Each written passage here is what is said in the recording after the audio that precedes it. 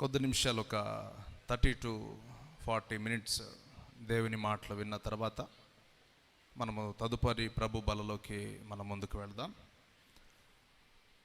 దయచేసి దేవుని మాటలను శ్రద్ధగా మనము విందాము. నాతో కలిసి మీ చేతులు ఉన్నటువంటి బైబిల్ గ్రంథాన్ని ఓపెన్ చేసి మత్తయి సువార్త 28వ అధ్యాయము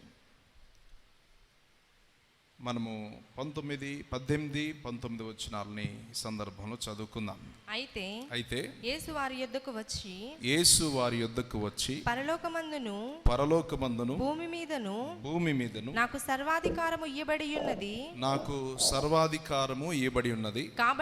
కాబట్టి మీరు వెళ్ళి సమస్త జనులను శిష్యులుగా చేయుడి. తండ్రి యొక్కయు కుమారుని యొక్కయు పరిశుద్ధాత్మ యొక్కయు నామములోనికి వారికి బాప్తిస్మం ఇచ్చుచు నేను మీకు ఏ సంగతులను ఆజ్ఞాపించితినో వాటినన్నిటిని గైకొనవలెనని వారికి బోధించుడి. చాలు. ఈ సందర్భంలో ప్రభు అయిన యేసు తన యొక్క 12 మంది శిష్యులకు దేవుడు ఇస్తున్నటువంటి మొట్టమొదటి ఆజ్ఞ గురించి మనము ఈ భాగంలో నేర్చుకుంటా ఉన్నాం.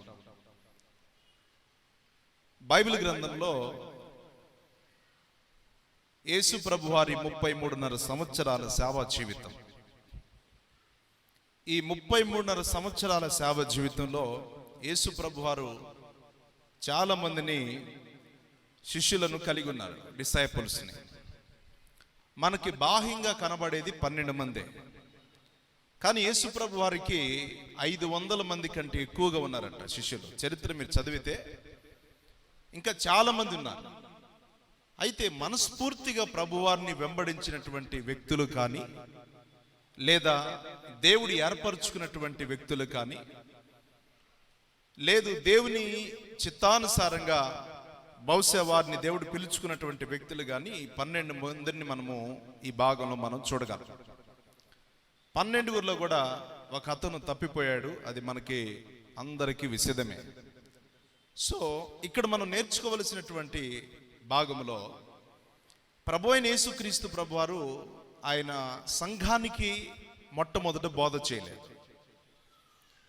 ఆయన బోధ చేసింది మొట్టమొదటిగా మనము జాగ్రత్తగా ధ్యానం చేస్తే బైబిల్ గ్రంథంలో ఫస్ట్ ఆఫ్ ఆల్ ఆయన ఒక స్ట్రక్చర్ని సిద్ధపరిచారు. ఆ స్ట్రక్చర్లో భాగంగా దేవుడు మొట్టమొదటిగా ఆయన నరవతారిగా భూమి మీదకి వచ్చిన తర్వాత ఆయన బాప్తిస్మం పొందిన తర్వాత ఆయన వెళ్ళినటువంటి మార్గమే మనం ఇప్పుడు సిలువ ధ్యానాలుగా జరుపుకుంటున్నటువంటి దినాలు. ఈ సిలువ దినాలు మనందరికీ తెలిసినటువంటి సందర్భం. ఇప్పటికి మనం 32 దినాలు అనుకుంటా, బహుశా ఇది 32, 33 దినాలు ఇప్పుడు వరకు మనం వచ్చాం. యేసు ప్రభు వారు 40 దినాలు అరణ్యములో ఆయన ఉపవాసం ఉండి ఆయన పరిచర్య కొరకు ఉపవాసం ఉండినట్లు చరిత్ర చెప్తుంది. ఈ పరిచర్య కొరకు ఉపవాసం ఉండిన తర్వాత 40 దినాలు ముగించుకొని యేసు ప్రభు వారు దేవుని యొక్క సేవ చేయడానికి ఆయన బయలుదేరిన తర్వాత అంతకుముందు యేసు ప్రభు వారికి డిసైపుల్స్ లేరు, ఎప్పటికీ సేవకు వచ్చే దినంలో లేరు. అప్పటికి యోహాను గారికి శిష్యులు ఉన్నారు. యోహాను గారు దేవుని కొరకై డిసైపుల్స్ సిద్ధపరిచినట్లు మనకి బైబిల్ బోధిస్తుంది. తర్వాత యేసు ప్రభు వారు పరిచర్యకు వచ్చారు. పరిచర్యకు వచ్చిన తర్వాత ఆయన యేసు ప్రభు వారిని శిష్యులు వెంబడించడం అక్కడ జరిగింది కార్యక్రమం. కొంతమంది వారు ప్రభుని వెంబడిస్తా ఉన్నారు, మరికొంతమంది ప్రభుయే ఎక్కువగా ఎన్నుకున్నాడు. ఇది స్ట్రక్చర్ అంతా పూర్తయింది. ఈ పూర్తయిన తర్వాత ప్రాక్టికల్గా 3.5 years దేవుడు వారికి ట్రైనింగ్ ఇచ్చాడు. ఎన్ని సంవత్సరాలు? 33.5 సంవత్సరాలు యేసు ప్రభు వారి సేవ ఆయన బ్రతికినటువంటి జీవితంలో 3.5 సంవత్సరాలు యేసు ప్రభువారు వారికి తరబిదినిచ్చినట్లు మనము దైవికంగా మనం చూడగలం. యేసు ప్రభువారు సిలువ పొంది ఆయన పాతి పెట్టబడి పునరుద్ధానుడై లేచిన తర్వాత యేసు ప్రభువారు మరలా తన శిష్యులకు తన్ను తాను 40 దినాలు వరకు ఆయన వారికి కనపరుచుకున్నారు. ఎన్ని దినాలు? అందరు ఇక్కడే ఉన్నారా? రైట్. ఇక్కడుంటే ఒకసారి మీరందరూ కూడా దేవుని యొక్క మాటలు జాగ్రత్తగా వినాలి. 40 దినాలు ఆయన మనుషులకు కనపరుచుకున్నాడు. వారు నమ్మడానికి వారితో కలిసి ఆయన చేపను భోంచేసినట్లు కూడా చరిత్ర మనకి చెప్తుంది. ఇవన్నీ అయిన తర్వాత మనము దేవుని యొక్క వాక్య భాగంలో జ్ఞాపకం చేసుకున్నప్పుడు చివరి యేసు ప్రభు వారికి పునరుద్ధానుడు అవ్వాలి. ఇదే లూకా గారు ఒకలాగా రాశారు, యోహాను గారు ఒకలాగా రాశారు, అలాగనే మార్కులో కూడా మనకు ఒకలాగా ఉంటుంది. సమ్ డిఫరెంట్, కొంచెం కొద్దిగా వేరియేషన్తో మనం ఈ భాగాలను చూడగలం. అయితే అపోస్తల కార్యగ్రంథం దాన్ని తేటతెల్లగా మనకి రాయబడింది. దేవుని వాక్యాన్ని జాగ్రత్తగా మనం ధ్యానం చేసుకున్నప్పుడు పరిశుద్ధమైనటువంటి బైబిల్ మనకేమని బోధిస్తుందంటే, యేసు ప్రభువారు ఆరోహణం అవ్వడానికి ఆయన సిద్ధపడుతున్నటువంటి సమయం ఇది. అందుకే 16వ అధ్యాయానికి 16వ వచనం నేను గుర్తు చేస్తున్నాను. 11 మంది శిష్యులు యేసును తనకు నిర్ణయించిన గలిలయలోనే కొండకు వెళ్ళిరి. వారు ఆయనను చూసి ఆయనకు మొక్కిరి గాని కొందరు సందేహపడి, ఆయనకి మొక్కిరి గాని కొందరు సందేహపడినట్లు బైబిల్ గ్రంథంలో మనం చదువుతున్నాం. వాక్య భాగంలో మనం దేవుడు మనకేమని గుర్తు చేస్తున్నాడంటే, చరిత్ర చెప్తున్నటువంటి అద్భుతమైన విషయం, యేసు ప్రభు వారు తన యొక్క 12 మంది శిష్యులను ఆయన ఏర్పరచుకున్నాడు. ఏర్పరచుకున్న వారిలో ఒక అతను తప్పిపోయాడు. తప్పిపోయిన తర్వాత మిగతా వారు దేవుని చిత్తానుసారంగా ఏర్పరచబడ్డారు. ఆయన కౌంట్ ఫిల్ అయింది. ఇక యేసు ప్రభు వారు ఆరోహణం అవ్వాలి. ఈ ఆరోహణమయ్యేటువంటి సందర్భంలో శిష్యులందరూ కూర్చున్నారు. యేసు ప్రభు వారు రూపాంతరము చెందుతున్నారు. రూపాంతరం చెందే సమయంలో ఆయన ఎత్తబట్టానికి రెడీ అయ్యారు. ఆయన ఎత్తబట్టానికి రెడీ అయినటువంటి సందర్భంలో అప్పుడు యేసు ప్రభు వారి శిష్యులను చూసి ఈ మాట చెప్పాడు. ఆయన ఏ మాట? మనం 18వ వచనానికి వద్దాం. పరలోకమందును భూమి మీదను నాకు సర్వాధికారము ఇయ్యబడినది, కాబట్టి మీరు వెళ్ళి సమస్త జనులను శిష్యులుగా చేయుడి, తండ్రి యొక్కయు కుమారుని యొక్కయు పరిశుద్ధాత్మ నామములోనికి వారికి బాప్తిసము ఇచ్చుచు అనే మాటను ఇక్కడ మనం చూస్తున్నాం. చాలా జాగ్రత్తగా విందాం దేవుని మాటలు.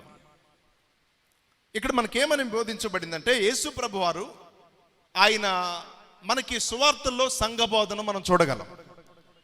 యేసు ప్రభు వారు చేసినటువంటి ప్రసంగాలు చాలా కొద్ది ప్రసంగాలు, ఎక్కువ లేవు ఆయన. కానీ రాను రాను సంఘంలో పౌలు గారు తన పత్రికల ద్వారా సంఘానికి ఆత్మీయ మేలు జరుగునట్లుగా వాటిని ఆయన బోధించాడు.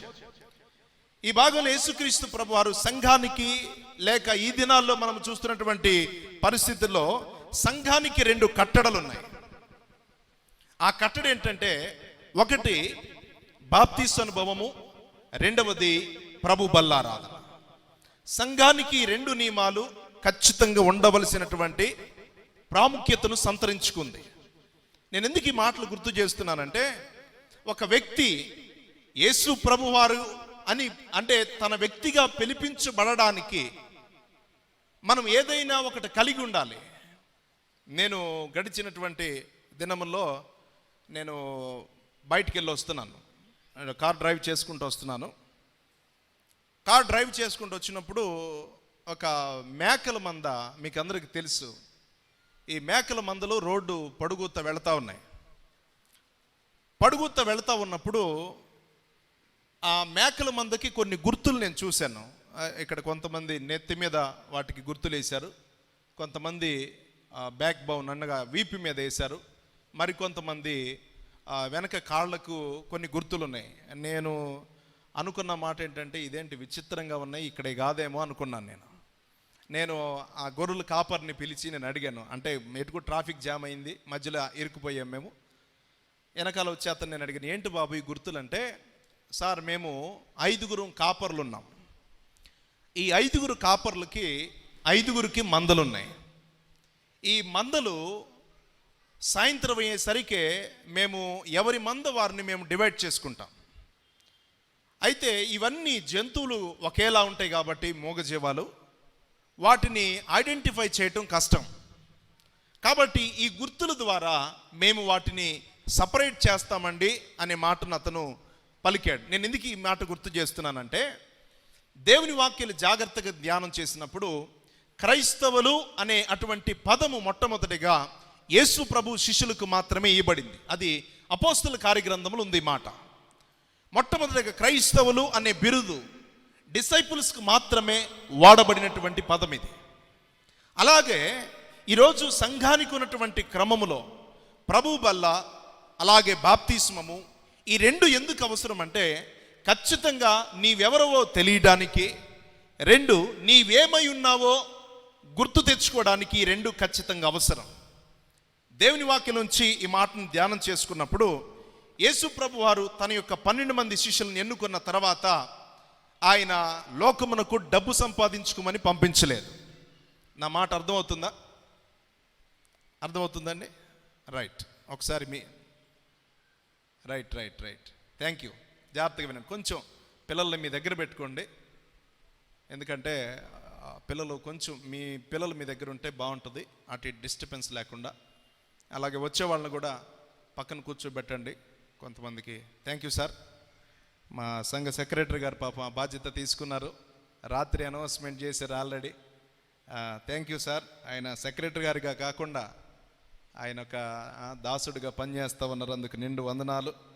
మరి వెల్కమ్ దగ్గర ఉండి అందరినీ అటు ఇటు పంపిస్తూ ఉన్నారు. రైట్, మంచిది. దేవుని మాటలను శ్రద్ధగా విందాం. అలాగే పిల్లలు కూడా దయచేసి కూర్చోబెట్టుకోండి, అటు ఇటు తిరగనివ్వద్దు శ్రద్ధగా. ఎందుకంటే అటు ఇటు తిరిగామనుకోండి సైకలాజికల్గా ఏంటంటే కదిలే దాని మీద దృష్టి పడుతుందట, కదిలే దాని మీదే దృష్టి పడుతుంది. సో మనం డైవర్ట్ అయ్యేటువంటి పరిస్థితి ఉంది. అట్లా మనం చేయకుండా శ్రద్ధగా దేవుని మాటలు విందాం. సో యేసు ప్రభు వారు మొట్టమొదటిగా ఆయన ప్రారంభించినటువంటి పరిచర్య, రెండవది ఆయన శిష్యులకు ఇచ్చినటువంటి పరిచర్య. ఒకటి make disciples, preach the gospel. ఈ 2 విషయాలను ఇచ్చాడు. శిష్యులను తయారు చేయడం, the second one make disciples, preach gospel, సువార్తను ప్రకటన చేయడం. ఈ 2 చాలా ప్రాముఖ్యమైనవి క్రిస్టియన్ లైఫ్లో. నేను రాత్రి కాలం ముందు ధ్యానం చేస్తున్నప్పుడు చాలా అద్భుతంగా ఈ మాటలను దేవుడు జ్ఞాపకం చేశాడు. ఎందుకనంటే నేను ఇంతకుముందు చాలాసార్లు ఒక మాట చెప్పాను, ఒక వ్యక్తి రక్షించబడాలి అంటే ఎవరొకరు దేవుని యొక్క వాక్యాన్ని చెప్పాలి. ఈ భాగములో 12 మందిలో మనకు తెలిసినటువంటి 12 మంది శిష్యులలో మనకు తెలిసినటువంటి భారతదేశానికి వచ్చి దేవుని యొక్క సువార్తను ప్రకటించి హతసాక్షిగా మారినటువంటి తోమా గారు మనందరికీ విసిదమే. ఎవరైనా చెప్పండి, ఎవరైనా యేసు ప్రభు శిష్యులు ఒకడేనంటారా? మీరు చెన్నై వెళ్తే థామస్ మౌంటైన్ అనేటువంటి ఒక ప్లేస్ ఉంటుంది. అక్కడ థామస్ మౌంటైన్ ఆయన గోరు భద్రపరిచారు. అలాగే ఆయన ఎముకలు కూడా చెన్నైలో ఒక ప్రాంతంలో ఉన్నాయట. నేను మ్యూజియానికి వెళ్ళలేదు, కానీ ఆయన చనిపోయిన ప్రాంతానికి నేను వెళ్ళాను. అక్కడ ఉన్నటువంటి, తప్పుగా అనుకోవద్దు, అక్కడ రాయబడినటువంటి సందర్భమే సువార్తను వ్యతిరేకించేటువంటి ఆ తరుణములో ఒక రకంగా చెప్పాలంటే బైబిల్ ముద్ర వేయడానికి ఆ దినములో సహకరించిన వారు బ్రాహ్మిన్స్. ఇంగ్లీష్లో నుంచి తమిళ్లోకి బైబిల్ ట్రాన్స్లేట్ అయింది, తమిళ్లో నుండి తెలుగులోకి ఆయా భాషల్లోకి బైబిల్ ట్రాన్స్లేట్ అయింది.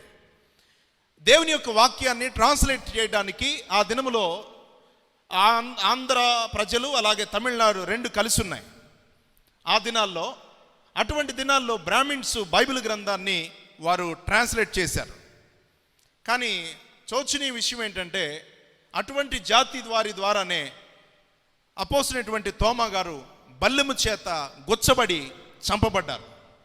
ఆ సందర్భాలు మేము అడిగితే వాళ్ళు అక్కడ ఉన్నటువంటి వారు చెప్పారు, ఆయన కొండ కింద పొడవబడితే బల్లెముతో ఆయన రక్తం కారుకుంటూ ఆయన కొండపైకి ఎక్కి అక్కడ మరణించాడట. దాన్ని థామస్ మౌంటైన్ అని దానికి పేరు పెట్టారు. ఆయన అక్కడికి వెళితే ఆయన పడుకున్నట్లుగా కొన్ని శిలా విగ్రహాలు, ఆయన బల్లెపు పోటు అవన్నీ మీకు కనబడతాయి. ఎప్పుడైనా వెళ్తే గనక చూసి రండి. నేను ఎందుకు ఈ మాట చెప్తున్నానంటే, ఇండియాకి గాస్పల్ రావడానికి 12 మందిలో డిసైపుల్ అయినటువంటి ఒకరు తోమ గారు భారతదేశానికి వచ్చి సువార్తను ప్రకటించబడకపోతే ఈ రోజులో ఇండియాలో గాస్పల్ లేదు. This is clear. ఇండియాలో ఈరోజు సువార్త లేదు. ఈరోజు సువార్త ఉన్నది అంటే ఒక ఆయన మన కోసం ప్రాంతం కానీ ప్రాంతం వచ్చి, భాష కానీ భాష ప్రజల మధ్య బల్లెము చేత పొడవబడి ఏమి చేత కాని వాడిలాగా ఆయన కొండపైకెక్కి అక్కడ తన తుది శ్వాసను విడిచాడు. ఈ మాట ఎందుకు గుర్తు చేస్తున్నానంటే, ఒక వ్యక్తి రక్షణలోకి నడిపించబడటం కొరకు, ఒక వ్యక్తి నరకము నుండి తప్పించబడటం కొరకు, పాపము నుండి బయటపడటం కొరకు దేవుడు అనేకమైనటువంటి రిసోర్స్ను దేవుడు మనకు అనుగ్రహించాడు.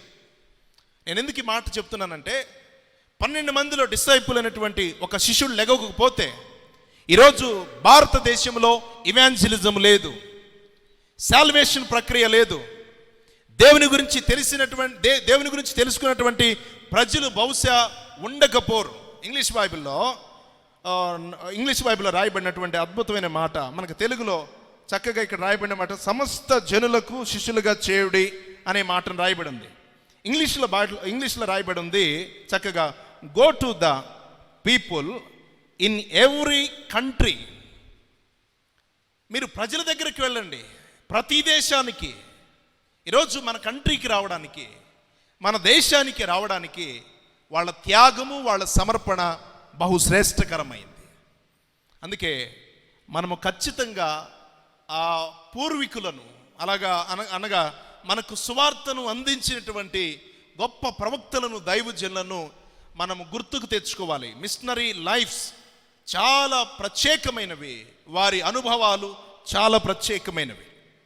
ఈ మాటను గుర్తు చేస్తూ, వారు నా నామములోకి వారికి బాప్తిస్మమియుడి అన్నాడు.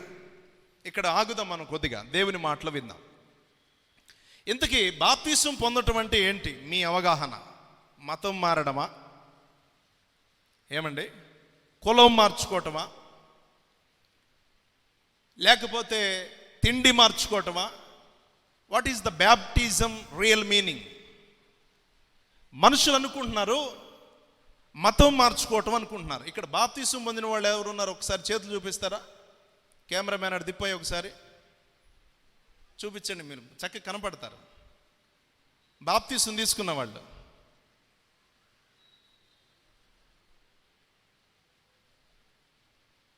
బంధించే వాళ్ళందరినీ. రైట్, చైర్మన్గా చేయత్తట్లా. మంచి, థ్యాంక్ యూ సార్. రైట్, చాలే, ఊరికినే. ఇప్పుడు మనం బాప్తిసం తీసుకున్నాం, మన జుట్టు ఏమన్నా మారిపోయిందా? మన కలర్ ఏమన్నా మారిపోయిందా? మన కులం ఏమన్నా మారిపోయిందా? ఒకే ఒకటి మారింది, అది అంతరంగపు స్థితి. దేవుని వాక్యం మనకేమని బోధిస్తుందంటే, యేసు ప్రభు వారు ప్రపంచవ్యాప్తానికి సువార్త వ్యాపింపచేసింది మతాలు మారడానికి కాదు, కులాలు మారడానికి కాదు, మనుషులను మార్చడానికి. అందుకు దేశానికి సువార్త అవసరం. ప్రభునందు ప్రియులారా, ఈరోజు దొంగలు మారడానికి, ఈరోజు నరహంతకులు మారడానికి, లోకములో ఉన్నటువంటి భయంకరులు మార్పు చెందడానికి ఒకే ఒక రీజన్. ఆ రీజన్ ఏంటో తెలుసా? క్రీస్తు ప్రభువారి వారి హృదయములో ఉద్భవించాడు, జన్మించాడు. మనకు ఆంధ్ర క్రైస్తవ కీర్తన ఉంది కదా, హృదయమనేడి తలుపు నొద్ద యేసునాదుండు కదా. ఇంకా నాకు రాదులే, నేను మేనేజ్ చేయొచ్చు, మన ట్రెజరర్ గారు పాడగలరు, నాకు వచ్చు. కానీ కొంచెం మళ్ళీ మనం వెనక్కి పోకూడదు కదా. దేవుడు మన హృదయం దగ్గర నుంచొని తలుపు తట్టడానికి గల కారణం ఏంటో తెలుసా? ఆయనకి ఏంటి లాభం? ఏమా, నువ్వు రక్షించబడితే, నువ్వు బాప్తిసం పొందితే, నువ్వు సువార్త వింటే యేసు ప్రభు వారికి ఏంటి లాభం? నా మాట మీకు అర్థమవుతుంది అనుకుంటున్నా. మీరు పనికి వెళితే మీకు జీతం వస్తుంది, అవునా కదా? పనికి వెళితే జీతం వస్తుంది. సువార్తను నమ్మి నీవు రక్షించబడితే నీకేం లాభం వస్తుంది? ఏమో, చాలామంది డైన్మాలో పడ్డారు. బైబిల్లో ఒక అద్భుతమైన మాట రాయబడి ఉంది, రక్తము చిందించకుండా పాపక్షమాపణ జరగదు కదా. ఈరోజు ఎందుకు యేసు ప్రభు వారు భూమి మీదకి రావాల్సి వచ్చింది? ద సేమ్ వే శిష్యులు ఎందుకు ఆ క్రమములో నడవలసి వచ్చింది? దెన్ ఆఫ్టర్ మనం ఎందుకు ఆ కోవలో ఉండవలసి వచ్చింది? ఒకే ఒక రీజన్, మనుషులమైన మనము పరిశుద్ధుడైన దేవునితో ఉండడానికి ఈ మార్గము లేకుండా వెళ్ళటం అసాధ్యం. This is clear. నేను కోతకాల పండగప్పుడు లాస్ట్ ఇయర్ అనుకుంటా, నేను మీకు ఒక వాక్యాన్ని గుర్తు చేశాను. నీ నీతి క్రియల వలన నువ్వు దేవుని రాజ్యానికి చేరాలనుకుంటే గనక నీకంటే అన్యులు 100% నీతి క్రియలు చేస్తున్నారు. దానికి ఎగ్జాంపుల్ కూడా చెప్పాను. తిరుపతిలో వెంకటేశ్వర స్వామి దగ్గరికి బంగారపు కిరీటాలు ఇచ్చిన వాళ్ళు ఉన్నారు. వాళ్ళకంటే నువ్వేం త్యాగమూర్తివి కాదు. 10 రూపాయల పేరు ఇచ్చి ఎంత పాడుగు చీటీ మీద రాయించుకుంటావు, అవునా కదా? దేవునికి 10 రూపాయలు కానుకిచ్చి ఎంత పొడుగు పేపర్ మీద నీ పేరు ఇంగ్లీష్లో, తెలుగులో, ఇంకా అరామిక్, ఉర్దూ రాదు కాబట్టి లేకపోతే దాంట్లో కూడా రాసేవాళ్ళు టాలెంట్ చూపించడానికి. వజ్ర కిరీటాలు కదా, వజ్ర కిరీటాలు, ఇంకా శ్రేష్టమైనవి ఎన్నో అఫీషియల్, అన్అఫీషియల్ ఉన్నాయి. ఇంకా స్త్రీ గురించి చెప్పాను, మీకు గుర్తుందో లేదో. ఈ జుట్టు కోసం వాడని షాంపూలే జనాల పాపం. ఇప్పుడు అద్దం ముందుకెళ్ళి పొద్దున, సాయంత్రం, మధ్యాహ్నం ఖాళీ ఉంటే గనక జుట్టును చూసుకొని ఏడ్చుకునే వాళ్ళు చాలామంది. అయ్యో అప్పుడే బట్ట తలైపోతుంది. జుట్టు ఉండేవాళ్ళది ఈ బాధ, జుట్టు లేని వాళ్ళది. జుట్టు ఉండేవాళ్ళది అయ్యో నరిసిపోతుంది, తొందరగా ముసలోళ్ళని అయిపోతున్నానే. పెళ్లి కాని వాడితే ఇంకా వాళ్ళు చెప్పాల్సిన పని లేదు, నాకు పెళ్ళి అయిద్దో లేదో, మా ఆయన జుట్టు ఉంటుందో లేదో నాకని పాపం ఆడపిల్లలు. మగవాళ్ళేమో మా ఆవిడికి జుట్టు ఉంటుందో లేదని ఆ షాంపూ, ఈ షాంపూ, ఈ కేరు, ఆ కేరు, చివరికి ఏదీ లేదు. కానీ ఇంతగా ప్రేమించే, కురులను ప్రేమించే స్త్రీలు కూడా గుండేసుకొని తిరగడానికి సిగ్గుపడటం లేదు వాళ్ళు. Understand my point? ఏమా, నీ గుండేసుకొని తిరగ ఊడిపోతుంటేనే 10 రోజులు మంచాన్ని బట్టి నీకంటే అన్యులు గొప్ప త్యాగం చేసి వాళ్ళు గుండుతో సహా తిరగడానికి కూడా సిగ్గుపడటం లేదు. ఎందుకో తెలుసా? ఇది మా మొక్కుబడి, మా దేవుడికి మేము ఇచ్చుచున్నామంటున్నారు. నేను ఎందుకు ఈ మాట గుర్తు చేస్తున్నా అంటే, వాళ్ళకి తెలియదు రక్షణ గురించి, కానీ వాళ్ళు చేయవలసింది చేస్తున్నారు. దేవుని గురించిన జ్ఞానము వారికి లేదు. నిజమైన సాల్వేషన్ అనేటువంటి విషయం వారికి తెలియదు. బట్ వీళ్ళు చేయవలసిన నీతి క్రియలు చేస్తున్నారు. నేను ఈ మధ్యకాలం మీకు తెలుసో లేదో, ఇక్కడ హైదరాబాద్లో చిన్నజీయర్ స్వామి గారు ఏదో ఆశ్రయం కట్టారు. మీకు తెలుసా? హైదరాబాద్లో ఆశ్రయం కడితే వాళ్ళు చెప్తుంటే నిన్న నాకు తెలియదులే, కానీ 100 ఎకరాలు దానానికి ఇచ్చేసాడంట ఒక ఆయన, గుడి కట్టడానికి, ఆశ్రయం కట్టడానికి. ఎన్ని ఎకరాలు? హైదరాబాద్లో 100 ఎకరాలు. 100 ఎకరాలు మరి 1000 ఎకరాలు. అది 100 ఎకరాలు దానానికి రాసించేసాడట. దేనికి?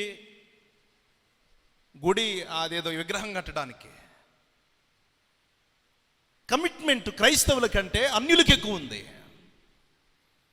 ఇచ్చే దాతృత్వము దేవుని బిడ్డల కంటే, క్రైస్తవులుగా పిలుచుకుంటున్నటువంటి మనకంటే అన్యులకి ఎక్కువ ఉంది. దేవుని గురించి సమర్పణ కోసం దేవుని బిడ్డల కంటే అన్యులకి ఎక్కువ ఉంది. What is the your responsibility in church? సంఘానికి ఏం లాభం లేదు. ఈ మధ్య సోషల్ మీడియాలో కొంతమంది బెత్తరోళ్ళు బయలుదేరారు. చాలామంది వాళ్ళని చూస్తే ఒళ్ళు మండిపోతుంది నాకు. లేనిపోయిన క్రైస్తవుల మీద దుమ్మెత్తిపోయడం, లేకపోతే దశంబాల కోసం పీడిస్తున్నారని పాస్టర్ గారి మీద పడి ఆడవడం, ఏమా, ఏ పాస్టర్ గారిని మీ దశంభాగాల కోసం పీడించేవాళ్ళు ఉన్నారా? పోనీ ఈ మన చర్చిలోనే మనోళ్ళు ఎప్పుడైనా దశంభాగాలు ఇయ్యండి అని ఎవరైనా అడిగారా? లేదు కదా. కొత్త నిబంధనలో దశంభాగం అనే మాట లేదు అసలు. కొత్త నిబంధనలో నీవు హృదయములో అనుకున్న దాని ప్రకారం, నీ వర్ధిల్లి దాని ప్రకారం నువ్వు ఎంతైనా ఇవ్వచ్చు. బైబిల్లో మనం చదువుతున్నాము, ఈ యొక్క బాప్తిస్మం వలన నీకు ఒరిగేది ఏంటో తెలుసా? దేవుని వాక్యం సెలవిస్తుంది, నరకము నుండి తప్పించబడటానికి దేవుడు నీకు ఒక మార్గం వేశాడు. అందుకే యేసు ప్రభు వారు తన శిష్యులను పంపించాడు. ఆయన ఎలాగైతే 3 మ్రేకుల ద్వారా ఆయన చివరి రక్తము కార్చి మనుషులందరి కొరకు ప్రాణము పెట్టి ఏ రీతిగా అయితే పునరుద్ధానుడై తిరిగి వెళ్ళారో, తన శిష్యులైన వారిని కూడా దేవుడు అదే కోవలో నడిపించాడు. ఎందుకో తెలుసా? పరమందున్నటువంటి ఆసీనుడైనటువంటి దేవుని కుడిపార్శ్వమందు మనం కూర్చోవాలని. ఈ లోకయాత్ర ముగించిన తర్వాత మనం ఉండబోయే స్థలం అదే. నీవెక్కడి నుంచి వచ్చావో తిరిగి అక్కడికి నువ్వు వెళ్ళనై ఉన్నావు. నీకు తెలియకపోవచ్చు, నేను మా అమ్మ గర్భం నుంచి వచ్చాను నువ్వు అనొచ్చు. కానీ బైబిల్ సెలవిస్తుంది, నీ ప్రదేశము భూలోకములు ఉండబోయే మనుషుల పరిస్థితి ఇక్కడ కాదు. ఎప్పుడైనా ఈ లోకయాత్ర ముగించుకొని మనం ఉండబోయేది దేవునితోనే కదా. ఆ చింతన మనకు అవసరం. అందుకే ఈ నరకమైనటువంటి భయంకరమైనటువంటి ఈ ప్రదేశం నుంచి తప్పించుట కొరకే 12 మంది శిష్యుల్లో ప్రభునందు ప్రియులారా ఇంచుమించుగా 11 హతసాక్షులయ్యారట. ఏం వాళ్ళకేంటి? వాళ్ళలో కొంతమంది పెళ్లిళ్ళు చేసుకున్న వాళ్ళు ఉన్నారు, బిడ్డలను కలిగిన వాళ్ళు ఉన్నారు, వ్యాపారస్తులు ఉన్నారు, ఉద్యోగస్తులు ఉన్నారు. కానీ వాళ్ళకేంటి? నీకు సువార్త చెప్తే ఏం రివార్డులు ఇచ్చారా? తోమా గారు ఆయన మంచి ఆర్కిటెక్చర్ అంట, ఆయన మంచి ఇంజనీరు, ప్లాన్లు గీయగలిగిన వాడు. డబ్బు సంపాదించుకోవాలంటే నిమిషంలో పని ఆయనకి. ఇప్పటికి కేరళలో ఉంది థామస్ గారు కట్టినటువంటి దేవాలయం. యేసుప్రభు వాళ్ళ శిష్యుడు తోమా గారు కట్టినటువంటి దేవాలయం కేరళలో ఉంది. మీరు చూసిరండి ఎప్పుడైనా వెళ్తే కనుక. అంటే దేశాలు ఖండాలు దాటుకొని వచ్చినటువంటి దైవజనటువంటి తోమా గారికి ఏమి ఫలం, ఏంటి బహుమానం? పౌలు గారు కన్నీరు కారుస్తూ ఏడుస్తూ అద్భుతమైన మాట అంటాడు, మా మెప్పైనా మా కిరీటమైన దేవుని ఎదుట మీరే కదా. ఏమండి, అర్థమవుతుందా? మా మెప్పైనా మా కిరీటమైన మీరే కదా. ప్రభునందు ప్రియులరా, డబ్బులు సంపాదించుకోవటం కొరకు యేసుక్రీస్తు ప్రభు శిష్యులు పాటుపడలేదు.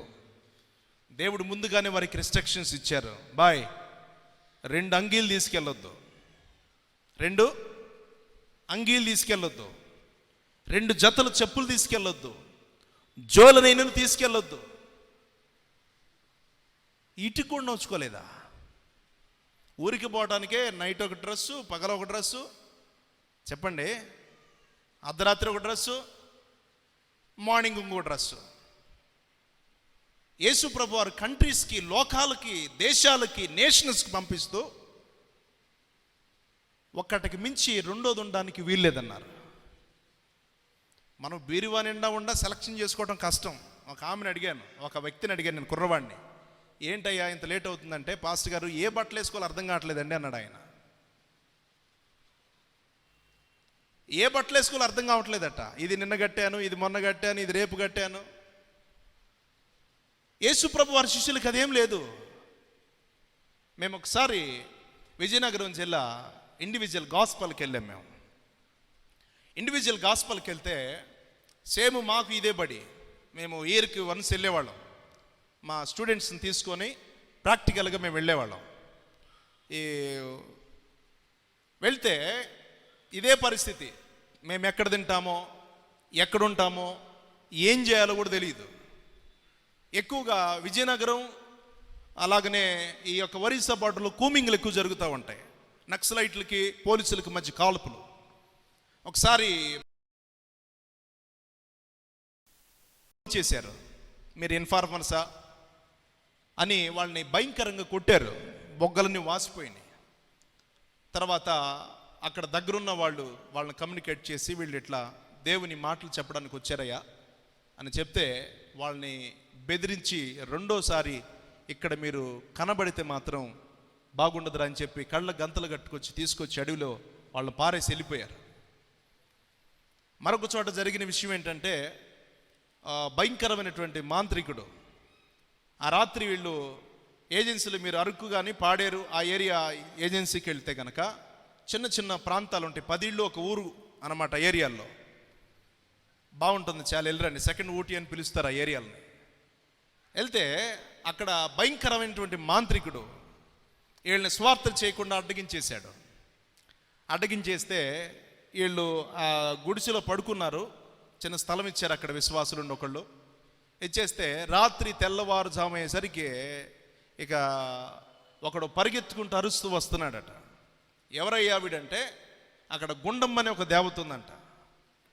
తెలుసా మీకు? గుండమ్మ అనే ఒక దేవత, పేరు కాదు అది. గుండమ్మ అనేది ఒక దేవత.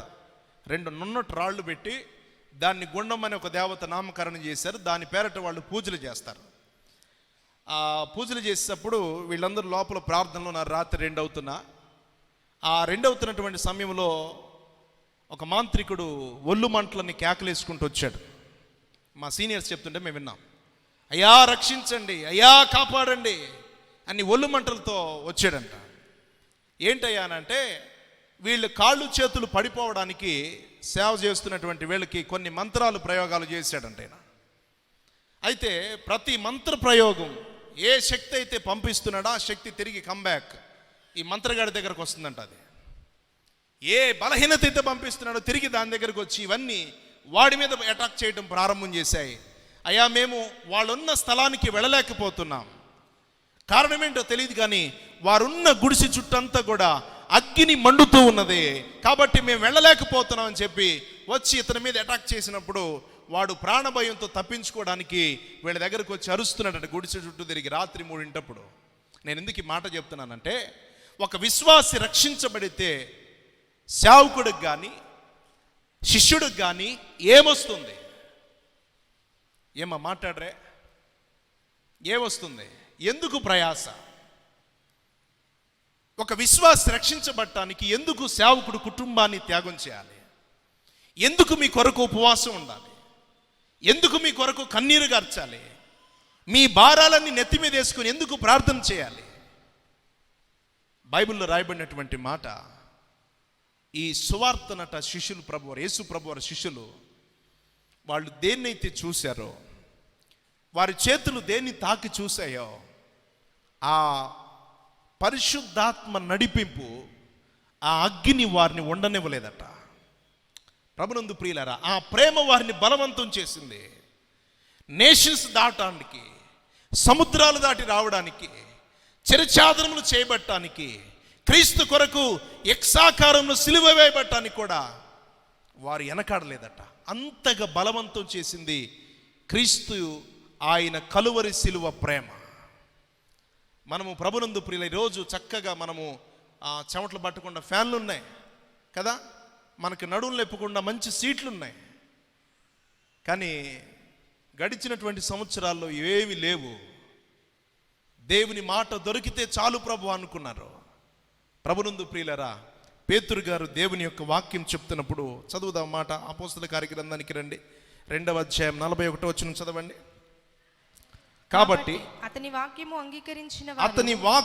అంగీకరించిన వారు బాప్తిస్మము పొందిరి. ఆ దినమందు ఇంచుమించు 3,000 మంది చేర్చబడిరి. వీరు అపోస్తలుల బోధయందును సహవాసమందును రొట్టె విరుచుట యందును ప్రార్థన చేయుట యందును ఎడతెగక ఉండిరి. అప్పుడు ప్రతివానికి భయము కలిగిన. చాలు. పేతురు గారు యేసు ప్రభు వారి గురించి ఇక్కడ బోధించాడు. మీరు ఇంటికి వెళ్ళిన తర్వాత చదవండి. పెంతుకోస్తు అనే పండగ గురించి చెప్పాడు. పెంతుకోస్తు అంటే అర్థము 50వ దినము, ఉపవాసము అని అర్థం. ఈ 50వ దినమందు దేవుని యొక్క బలమైన ఆత్మ మేడగదిలో కూడి ఉన్నటువంటి 120 మంది మీద దేవుడు తన యొక్క ఆత్మను కుమ్మరించాడు. కుమ్మరించబడినప్పుడు ప్రజలు అన్య భాషలు మాట్లాడడానికి లేచారట. అన్య భాషలు మాట్లాడడానికి లేచినప్పుడు అది అయిపోయిన తర్వాత పేతురు గారు వారి మధ్య లేచి నిలబడి, అయ్యలారా, ఇదేమి కొత్తది కాదు. సుమారు ఇంచుమించుగా 1000 సంవత్సరాల మునుపు ప్రవక్త అయిన యోవేలు ఈ ప్రవచనమెత్తి మాట్లాడాడు. మీ ముసలివాళ్ళు కలలు కంటారని, యవ్వనులు అన్య భాషలు మాట్లాడతారని, దేవుని ఆత్మ దిగుతుందని యోవేలు ప్రవక్త ఎప్పుడో ప్రవచించాడయ్యా. దీని గురించి మీరు కంగారు పడొద్దు. అయితే ఒక మాట, మీరు ప్రభు అయిన క్రీస్తు ప్రభు వారిని సిలువ వేసిరి, ఆయనే తలకు మూలరాయి అయ్యాడు, మేము ఆయన ప్రకటించకుండా ఉండలేమని ఈ పారాగ్రాఫ్లో క్రీస్తు ప్రభు వారి గురించి, దావీదు గురించి అపోస్తలుడైనటువంటి పేతురు ప్రకటిస్తుండగా ప్రజలకు పశ్చాత్తాపం కలిగిందట. వారు దేవుని యొక్క దర్శనాన్ని చూడడానికి, వారు మార్పు నొందడానికి, తమ జీవితాలను దిద్దుకోవడానికి వారు నిశ్చయించుకొని ఇంతటి మహానుభావుడైన క్రీస్తు ప్రభు వారిని మా పితరులు సిలువ వేశారని చెప్పి వారు మార్పు నొంది ఒక్క ప్రసంగానికి ఎంతమంది అట చెప్పండి చెప్పండి 3000 మంది. ఎంత అద్భుతం అండి. నాకు తెలిసి ఇక్కడికి నేను వచ్చిన తర్వాత 3 సంవత్సరాలు ఇంచుమించుగా అయింది. ఎన్ని ప్రసంగాలు చేసి ఉంటాను అంటే ఆయనతో పోల్చుకోవటం కాదు, చెప్పే సేవకుడిదా లోపం, వినే విశ్వాసులదా? ఏమండి, లోపం వినే విశ్వాసుల్లో ఉందా, చెప్పే సేవకుల్లో ఉందా? దేవుని వాక్యం మనకు బోధిస్తున్నటువంటి అద్భుతమైన మాట, ఒక్క ప్రసంగానికి 5000 మంది. ఏంటండి కౌంటు? ఒక్క ప్రసంగానికి 3000 మంది. పేతురు గారి జీవితంలో అద్భుతమైన మెరకెల్స్ అన్నమాట ఇవి. విద్య లేని పామరుడు, చేపలు పట్టే సాధారణమైనటువంటి బెచ్చవాడు, ఏ యోగ్యత లేనటువంటి ఒక అనామకుడును దేవుడు తన యొక్క ఆత్మశక్తి చేత నిలబెట్టి ఒక్క ప్రసంగానికి గుండెలు బాదుకుంటూ 3000 మంది రిపెంటెన్స్ పొందారు. ఈరోజు సంఘాల్లో మంచి బోధ ఉంది, దేవుని యొక్క వాక్యము విస్తారంగా ఉంది. మీరు మారుమూల గ్రామమైన ఏ పల్లెటూరుకైనా వెళ్ళండి, మ్యాక్సిమం 3-4 చర్చిలు ఉన్నాయి. కానీ ప్రజల్లో రిపెంటెన్స్ లేదు, మారు మనసు లేదు, దేవునికి లోబడే ప్రజలు లేరు. బైబిల్లో మనం చదువుతున్నాం, శిష్యులు సిద్ధపరిచింది కేవలము తన రాజ్యము కొరకే. అది సువార్త చెప్పి బాప్తిసమిచ్చి సంఘంలో చేర్చారు. మాథ్యూ చాప్టర్ 3:2లో అంటాడు, పరలోక రాజ్యము సమీపించింది అబ్బాయి, మారు మనసు పొందుడి. మార్పు మనకు కావాలి. ఇంకా వాళ్ళిట్ట వీళ్ళట్ట, వాళ్ళిట్ట వీళ్ళిట్ట, ఇదే కోవలుంది సమాజం. మనిషికి కావలసింది ఫండమెంటల్గా, నీవు పాపివని గ్రహిస్తే యు టేక్ బ్యాప్టిజం. యేసుక్రీస్తు నీ కొరకు చనిపోయాడని నువ్వు గ్రహిస్తే నువ్వు లేట్ చేయవు. ఇక్కడ ఏమిన్నారు వాళ్ళు? యేసు ప్రభుని గురించి బోధే కదా. ఇంకొక మాట నేను గుర్తు చేస్తాను రండి, బైబిల్ గ్రంథం నుంచి మీరు చదవండి. ఇదే మాటలో నేను ఒక మాట మీకు గుర్తు చేస్తాను. ఇదే అపోస్తలుల కార్యగ్రంథం 43వ వచనం చదవండి. సారీ 8:24 చదవమ్మా. 8:26. అరగంట అన్నాను, ప్రారంభమే కాలేదు, అప్పుడే అయిపోయింది. అందుకు సీమోను, మీరు చెప్పిన వాటిలో ఏది నా మీదికి రాకుండా మీరే. నన్ను అక్కడి నుంచి కాదు కానీ ఒకసారి 8వ అధ్యాయం రామా, 8వ అధ్యాయము 32వ వచనం నుంచి నువ్వు చదువునానా. అతడు లేఖనమందు చదువుచున్న భాగమేదనగా ఆయన గొర్రెవలే వదకు తేబడెను, బొచ్చు కత్తిరించు వాని ఎదుట గొర్రెపిల్ల ఏ రీతిగా మౌని అయి ఉండెను, అలాగే ఆయన నోరు తెరవకుండెను. ఆయన దీనత్వమును బట్టి ఆయనకు న్యాయ విమర్శ దొరకకపోయెను. ఆయన సంతానమును ఎవరు ఎవరు వివరింతురు? ఆయన జీవము భూమి మీద నుండి తీసివేయబడి ఉన్నది. అప్పుడు నపుంసకుడు ప్రవక్త ఎవని గూర్చి ఇలాగు చెప్పుచున్నాడు, నన్ను గూర్చియా వేరొకని గూర్చియా దయచేసి నాకు తెలుపమని ఫిలిప్పును అడిగెను. అందుకు ఫిలిప్పు నోరు విడిచి ఆ లేఖనమును అనుసరించి అతనికి యేసును గూర్చినటువంటి సువార్త ప్రకటించెను. వారు త్రోవలో వెళ్ళుచుండగా నీళ్లున్న ఒక చోటికి వచ్చినప్పుడు నపుంసకుడు, ఇదిగో నీళ్లు, నాకు బాప్తిసమిచ్చుటకు ఆటంకమేమియో అని అడిగినను. రథము నిలుపుమని ఆజ్ఞాపించెను. ఫిలిప్పు నీవు పూర్ణ హృదయముతో విశ్వసించిన ఎడల పొందవచ్చునని అతనితో చెప్పాను. చాలా ఇక్కడ మనం చదువుతున్నాం. నపుంసకుడు ఎవరి గురించి చదువుతున్నాడట? ఏమా, దేని గురించి చదువు? జువాలజీ గురించి చదువుతున్నాడా? మ్యాథమెటిక్స్ చదువుతున్నాడా? ఏంటి అట్లా చూస్తారు? దేని గురించి చదువుతున్నారు? చెప్పండి అమ్మా, దేని గురించి చదువుతున్నాడు? అపోస్తల కార్యగ్రంథం 53వ అధ్యాయంలో ఉన్నటువంటి, మనకి ఐజాయాలో ఉంటుంది కదా 53వ అధ్యాయము. ఆ 53వ అధ్యాయంలో ఉన్నటువంటి సందర్భాన్ని ఈ నపుంసకుడు చదువుతున్నాడట. ఇతడు దేశములో డబ్బులకు కాపలా ఉన్నటువంటి మంచి ముఖ్య ఆ దేశంలో ఉన్నటువంటి ఇథియోపియా దేశస్థుడు. ఇతడు కందకే దగ్గర ఉన్నటువంటి రాజ్యములో ఈయన ఫైనాన్షియల్ డిపార్ట్మెంట్గా ఇతను ఆ యొక్క దాంట్లో పనిచేస్తున్నటువంటి వ్యక్తి. ఇతని గురించి బైబిల్లో మనం చదువుతున్నాం. ఇతనికి దైవ గ్రంథము చదవలసినటువంటి నెసిటీ ఏంటి? నా మాట మీకు అర్థమవుతుందా? దేవుని యొక్క వాక్యాన్ని అర్థం చేసుకోవలసినటువంటి పరిస్థితి ఏంటి? ఇక్కడ బాప్తిసం తీసుకున్న వాళ్ళు ఎంతమంది ఉన్నారు? ఒకసారి చేతులు ఎత్తుతారా?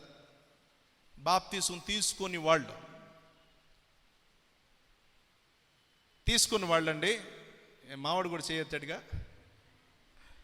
బాప్తిసం తీసుకున్న వాళ్ళు చూపించండి. కెమెరామెన్ వాళ్ళని బంధించవా నువ్వు? అంటే నువ్వు కూడా చేయెత్తుతున్నావా? రైట్. నేనంటాను, ఎన్నాళ్ళ మించి మనం దేవుని సంఘానికి వస్తున్నాం? నపుంసకుడికి దేవుని వాక్యం చదువుతున్నప్పుడు అతనిలో రిపెంటెన్స్ ప్రారంభమైందట. మారు మనసు కలిగింది. వధకు తేబడు గొర్రెపిల్ల బొచ్చు కత్తిరించు అని ఎదుట మౌని అయి ఉందని ఆ గ్రంథాన్ని చదువుతున్నప్పుడు బహుశా అతని హృదయంలో కన్నీళ్లు ఆగుండవు. ఈ శ్రమ ఎవరి కోసం? నేను ఒక మాట అంటాను, తప్పుగా అనుకోవద్దులే కానీ, ఇప్పుడు వాళ్ళిద్దరు పాపం గేట్ కాడ నుంచున్నారు. వాళ్ళకి ఏంటి పని? ఏంటి పద్దాక సెక్రటరీ గారిని పొగుడుతున్నాను అనుకుంటున్నారా మీరు? వాళ్ళిద్దరు గేట్ కాడ నుంచున్నారు. వాళ్ళకి ఏంటి పని? మీకు ఫ్యాన్లు వేసి కూర్చోబెట్టి, అమ్మా ఇక్కడ మరి నాకు అటు ఇటు మంచి సౌండ్ సిస్టమ్ పెట్టి, 3 ఆపరేటర్స్ని పెట్టి, 2 వాయిద్యగాళ్ళను పెట్టి, మార్పు అనేది ఫిలిప్పు కలిగినటువంటి దర్శన ప్రకారం, ఫిలిప్పుకు దేవుడిచ్చినటువంటి దర్శన ప్రకారం నపుంసకుడు దేవుని వాక్యాన్ని, దేవుని యొక్క శ్రమను చదువుతున్నప్పుడే అతనిలో రక్షణ గురించిన అనుభవం కలిగిందట. దేవుని గురించినటువంటి ఆలోచన నపుంసకుడు కలిగింది. ఒక వ్యక్తి గొర్రె వలె వధకు తేబడ్డాడు. మనుషులు చేసిన క్రియలన్నిటి వలన శ్రమ పొందాడు. సర్వలోక మానవాళి కొరకు రక్షకుడు ఇతడే అని గ్రహించాడు. నపుంసకుడు పాపి అని గ్రహించుకున్నాడు. అయ్యా, బాప్తిస్మ ఇవ్వడానికి నీకేంటి ఆటంకం? ఇది రిపెంటెన్స్, మారు మనసు. ఈ సంవత్సరం తీసుకుందాంలే, వచ్చే సంవత్సరం తీసుకుందాంలే, ఆ పోయి వచ్చే సంవత్సరం తీసుకుందాంలే, ఇంకా ఆ తర్వాత నువ్వు ఉంటావా? ఒక ఆమె డైరీలు రాసుకుందంట, రేపు నేను మారు మనసు పొందుతాను. ఎప్పుడు? ఈరోజు లారీ గుద్ది చచ్చిపోయిందంట. ఇంకెక్కడ పొందిద్ది? ఏంటండి అటు చూస్తారో? ఇంకెక్కడ పొందుతామే? కొటేషన్, ఒక ఆర్టికల్ నేను రాత్రి చదువుతుంటే, ఇది కొటేషన్ కాదు, మర్చిపోయారు, సినీ యాక్టర్ గురించి. తన కుమారులు కనుక తిరిగి దేవుడు ప్రత్యక్షమై ఏమి ఇవ్వాలని అడిగితే వాళ్ళ పిల్లలు అనుకుంటారంట మా నాన్న మరలా తిరిగి మాకు ఏమని అడుగుతారంట. వాళ్ళు వస్తారా? వస్తారా? ప్రాణం నీది కాదే, జీవం నీ చేతిలో లేదే, ఎన్నాళ్ళు బ్రతుకుతావో నీకు తెలియదే. అయినా దేవుడు ప్రేమించి 2022 సంవత్సరాల క్రితము నీ మారు మనసు నిమిత్తం యేసు ప్రభు వారిని పంపించాడు. అప్పుడుకు నువ్వు మారు మనసు పొందలా. 1వ శతాబ్దం 2వ శతాబ్దంలో తన శిష్యులను దేవుడు పంపించాడు. అప్పుడు మారు మనసు పొందలా. ప్రభునందు ప్రియుల దేవుని బిడ్డలారా, దేవుడు తర్వాత అనేక మంది గొప్ప గొప్ప వ్యక్తులను లేపాడు. మన పితరులు అప్పుడు మారు మనసు పొందలా. ఇప్పుడు దేవుడు మన రక్షణ నిమిత్తము సేవకులను, వాక్యాన్ని ఆయన లేపుతున్నప్పుడు ఇప్పుడైనా మారు మనసు పొంది బాప్తిసం పొందవా? ప్రభునందు ప్రియులరా, హృదయము పరివర్తనము చెందింది నపుంసకుడికి. ఈయన లేట్ చేయలేదు. ఒకే ఒక మాట అడిగాడయ్యా, ఈయన ఎవరు? ఫిలిప్పు చెప్పాడు, ఈయన ప్రజలందరి కొరకు వధ చేయబడినటువంటి గొర్రెపిల్ల. ఈయన ఎవరయ్యా? 3 మ్రేకుల మీద మనుషులందరి పాపము కొరకు తన ఆఖరి రక్తపు బట్టు చిందించినటువంటి క్రీస్తు ప్రభువారు. అయ్యా, ఈయన ఎవరు? వధకు తేబడిన గొర్రె పిల్లవలే ఈయన ఎందుకు మౌని అయి ఉన్నాడు?